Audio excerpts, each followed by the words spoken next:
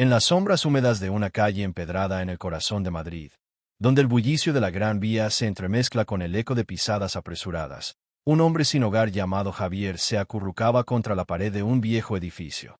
Era una noche de otoño, con el viento susurrando promesas de lluvia, y Javier, envuelto en una manta raída que olía a recuerdos olvidados, observaba el mundo pasar como un río indiferente.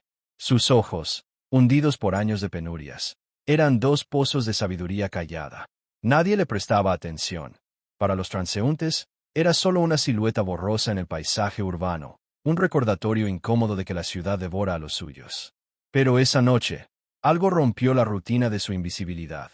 Un destello fugaz en el tejado de enfrente, como el brillo de un ojo metálico acechando en la oscuridad. Javier se enderezó lentamente, su corazón latiendo con un ritmo que no sentía desde hacía décadas. Había sido policía él mismo, hace mucho tiempo, antes de que la vida lo despojara de todo. Su placa, su familia, su fe en la justicia. Un error fatal en una redada, un compañero perdido por su culpa, y el abismo lo había tragado.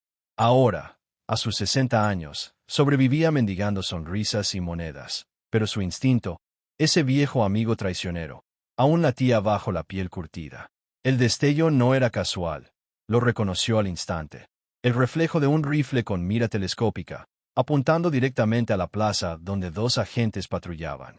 Eran jóvenes, inexpertos, riendo entre ellos mientras revisaban sus radios, ajenos al peligro que se cernía como una sombra letal. Javier sintió un nudo en la garganta. No ahora, se dijo, pero sus pies ya se movían, arrastrando el peso de una mochila improvisada llena de cartones y sueños rotos. Los agentes, Marcos y Elena, eran el tipo de dúo que ilusiona a los novatos. Él, con su uniforme impecable y una sonrisa que desarmaba tensiones. Ella, con ojos fieros y un pasado de superación que la había llevado de un barrio humilde a las calles de la capital. Estaban en su ronda habitual, comentando el último partido del Real Madrid, cuando una figura tambaleante surgió de la penumbra. «Señor, ¿está bien?», preguntó Elena, deteniéndose con esa mezcla de empatía y cautela que define a los guardianes del orden. Javier no respondió de inmediato. Sus labios secos se entreabrieron, pero en lugar de palabras, solo un gesto urgente. Extendió la mano temblorosa, señalando el tejado con un dedo nudoso. «No hables», murmuró con voz ronca, como si el viento mismo le hubiera robado el aliento. Marcos frunció el ceño, interpretando el gesto como el balbuceo de un loco. «Oiga, amigo, ¿necesita ayuda? ¿Ha visto algo?». Pero Javier insistió, sus ojos clavados en los de ellos con una intensidad que helaba la sangre. «No hables», repitió, más bajo, casi un susurro conspirador. En ese instante, el mundo se ralentizó. Javier vio el movimiento sutil en el tejado, una silueta encapuchada ajustando la mira, el dedo índice rozando el gatillo. No había tiempo para explicaciones. El tirador, un vengador anónimo con rencores contra la ley, había elegido esa plaza atestada como escenario de su caos. Javier actuó por instinto puro, el mismo que lo había salvado en callejones oscuros décadas atrás. Con un empujón inesperado, derribó a Marcos al suelo, cubriéndolo con su cuerpo frágil mientras gritaba, «¡Abajo!». «Franco-tirador». Elena, atónita, se lanzó detrás de un banco cercano justo cuando el primer disparo rasgó el aire, astillando el pavimento donde segundos antes charlaban despreocupados. El pánico estalló como una tormenta. Gritos ahogados, transeúntes huyendo en desbandada, sirenas lejanas despertando en la noche. Javier yacía sobre Marcos, su manta ahora un escudo improvisado contra las balas que silbaban como avispas furiosas. Elena, desde su refugio, sacó su arma y radio, llamando refuerzos con voz entrecortada. Disparo en Gran Vía. Sospechoso en el tejado del edificio España. 2 agentes en tierra. Pero su mente bullía de confusión. ¿Quién era ese hombre? ¿Por qué los había salvado? Un segundo disparo impactó cerca, levantando una nube de polvo, y Javier gimió de dolor. Una esquirla había rozado su hombro, tiñendo de rojo la manta que tanto había protegido. Marcos, debajo de él, lo miró con ojos desorbitados. «Leventis, va a matarlo», susurró, pero Javier negó con la cabeza, su rostro surcado por arrugas que contaban historias de pérdidas irreparables. «No, no hables. Quédate quieto». Mientras los refuerzos llegaban, Un enjambre de luces azules y rojas que iluminaban la plaza como un circo trágico. Javier reveló, en fragmentos entrecortados, su secreto. Yo era como vosotros. Hace 20 años. Un error. Un amigo muerto por mi culpa. Perdí todo. Pero aprendí a ver lo que otros ignoran. Marcos, con el corazón acelerado, sintió un vuelco en el estómago. Ese hombre, que olía a tierra mojada y desesperación, había sido uno de ellos. Elena, arrastrándose hasta ellos, le vendó el hombro con su propio pañuelo, lágrimas surcando su rostro mientras el tirador era neutralizado en el tejado por un francotirador policial. Gracias, balbuceó ella, su voz quebrada por la gratitud. Pero Javier solo sonrió débilmente, una sonrisa que iluminaba las grietas de su alma. No gracias. Solo, humanidad. La noche se transformó en un torbellino de interrogatorios y flashes de cámaras. Javier, ahora en una camilla bajo las luces estroboscópicas de una ambulancia, se convirtió en el héroe improbable de las noticias matutinas. Hombre sin hogar salva a policías de francotirador, titulaban los periódicos, con fotos granuladas que capturaban su gesto estoico. Marcos y Elena, magullados pero vivos, no podían apartar la vista de él desde la puerta del hospital. Habían visto el mal esa noche.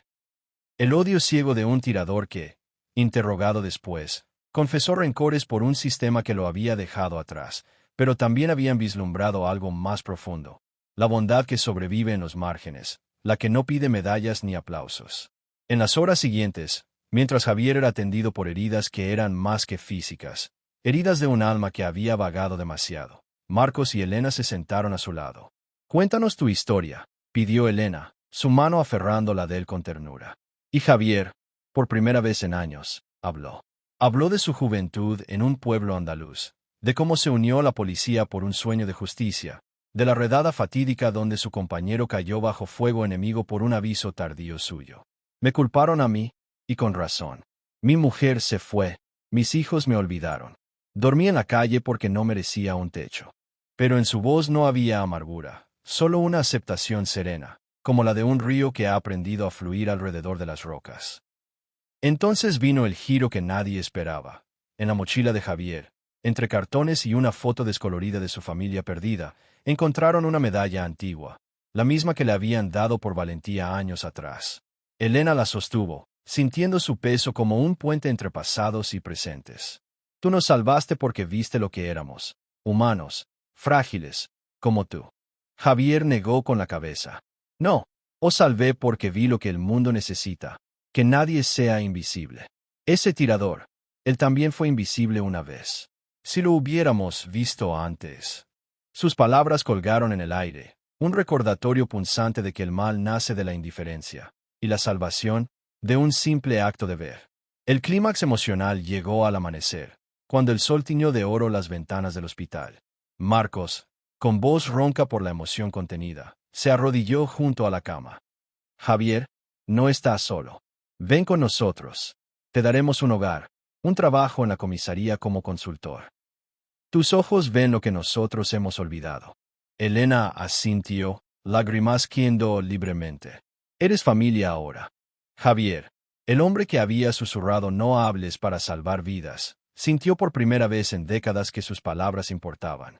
Extendió la mano, no para pedir, sino para dar. Acepto, pero solo si me dejáis recordar a los que aún caminan en las sombras. En ese abrazo colectivo, brazos entrelazados en una habitación que olía a desinfectante y esperanza, el acto de compasión se convirtió en transformación. Javier no solo había salvado cuerpos, había rescatado almas, recordándoles a todos que la verdadera fuerza reside en la vulnerabilidad compartida. Días después, Javier caminaba por las mismas calles, pero ya no como un fantasma. Con un uniforme prestado y una placa honoraria, guiaba patrullas, susurrando advertencias a novatos que ahora lo miraban con reverencia. Marcos y Elena, marcados por esa noche, fundaron un programa para apoyar a los sin techo, convirtiendo su gratitud en acción. La ciudad, que una vez lo había ignorado, ahora susurraba su nombre como una leyenda viva. Y en las noches quietas, Javier miraba al cielo, sabiendo que el verdadero Soking no había sido el rifle en el tejado, sino el milagro de la humanidad. Que un no hables puede ser el grito más poderoso del mundo.